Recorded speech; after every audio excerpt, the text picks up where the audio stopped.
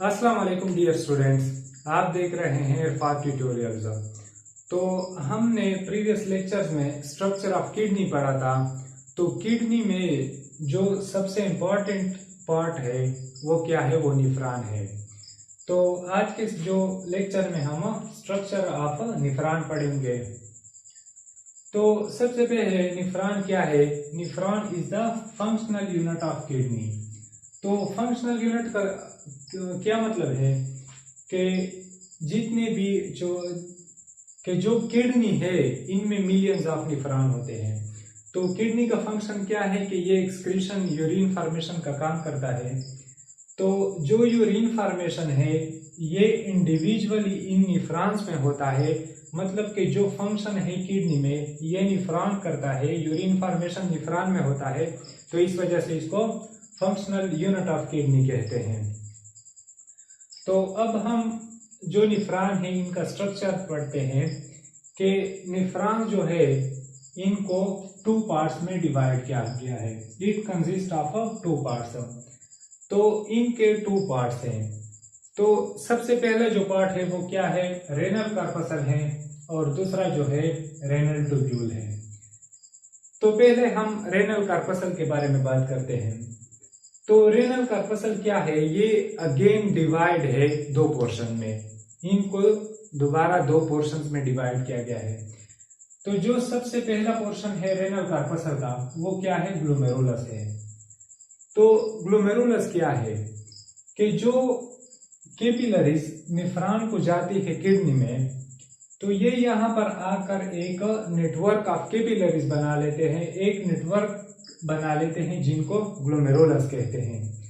और इन कैपिलरीज को glomerular capillaries कहते हैं, जहां पर से फिल्ट्रेशन होता है। और जो रेनल कॉर्पसल का जो दूसरा पोर्शन है वो क्या है? बोमेन्स कैप्सूल है। अब जो ग्लोमेरुलस है इनके ऊपर एक कप शेप्ड स्ट्रक्चर सराउंड है।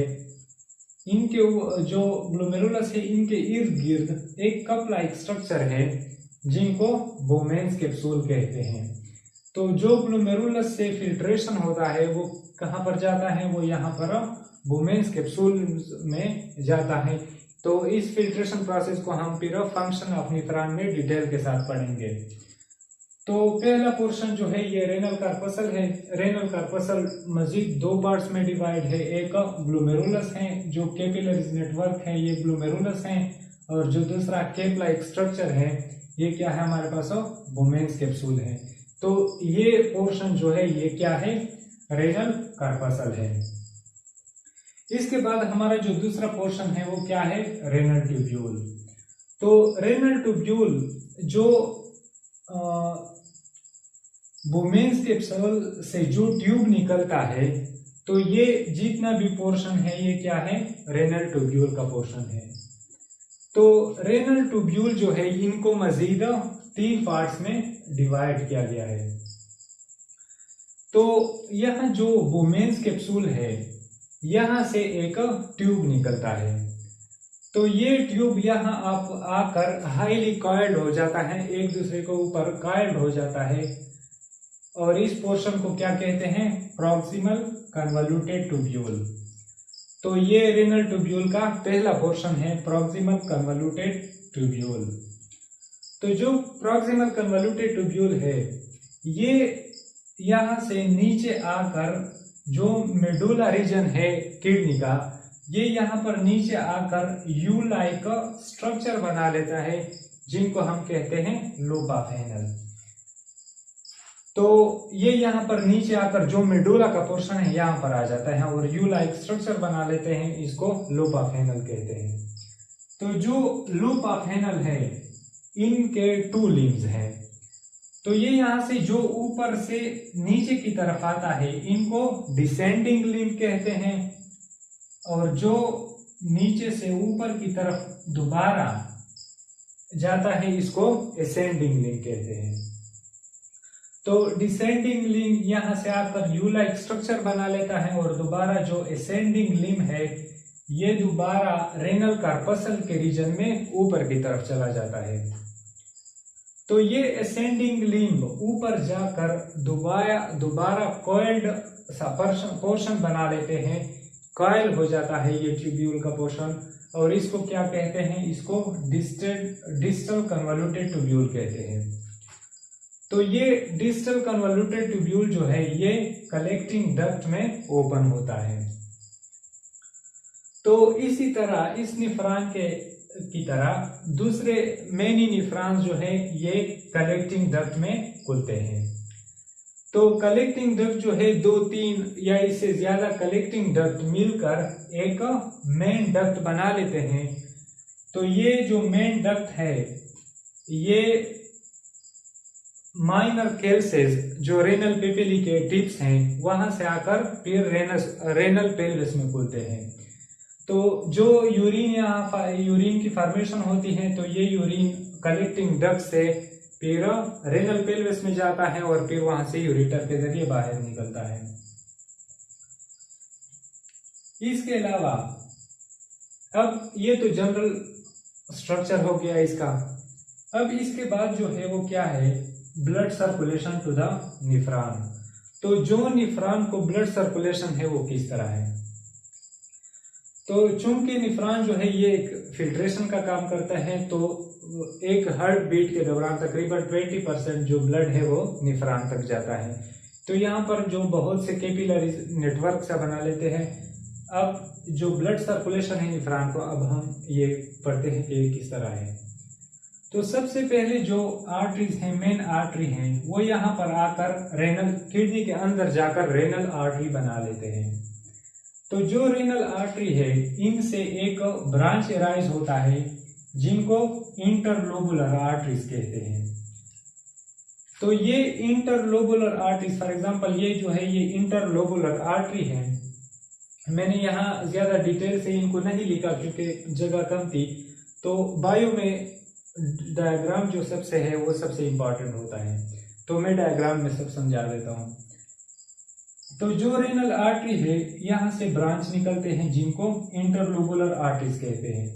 तो ये इंटरलोबुलर आर्टरीज आगे जाकर दूसरे छोटे आर्ट्रियोल्स में खुलते हैं जिनको एफेरेंट आर्ट्रियोल कहता है। तो ये फॉर एग्जांपल हमारे पास क्या है, ये एफेरेंट आर्ट्रियोल है।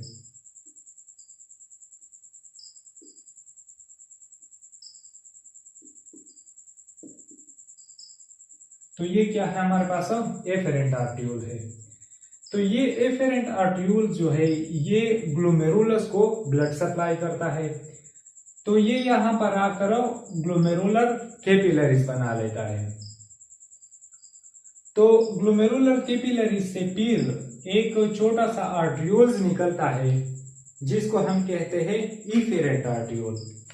तो पहला जो ग्लोमेरुलस के अंदर जाता है उसको क्या कहते हैं, उसको एफेरेंट आर्ट्रियोल कहते हैं, और जो ग्लोमेरुलस से बाहर निकलता है इसको इफेरेंट आर्ट्रियोल कहते हैं। तो ये फॉर एग्जांपल हमारे पास इफेरेंट आर्ट्रियोल है। तो ये हमारे पास इफेरेंट आर्ट्रियोल है।